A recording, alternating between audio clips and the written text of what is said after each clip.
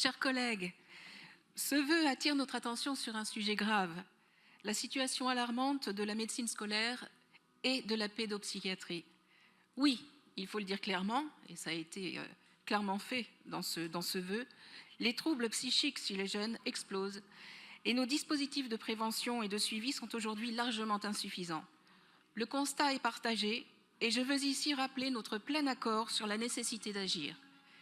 Oui, il faut renforcer la présence médicale dans les établissements scolaires.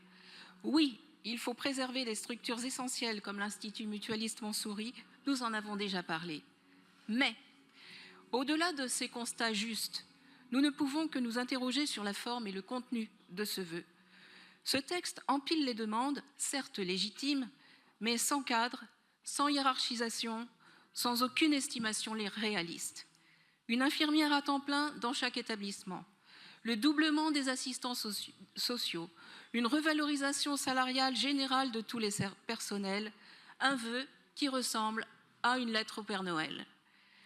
Cela représente un coût considérable, sans cadre budgétaire convaincant et souvent hors du champ de compétences de la ville, notamment en matière de politique salariale, laquelle relève de l'État. Et ce n'est pas rendre service aux professionnels de la santé que de leur promettre tout sans garantie de faisabilité.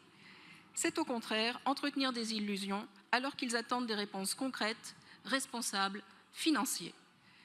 Notre rôle d'élu, ce n'est pas de multiplier les promesses intenables, c'est d'agir dans le cadre de nos compétences avec lucidité, sérieux et respect de la réalité budgétaire.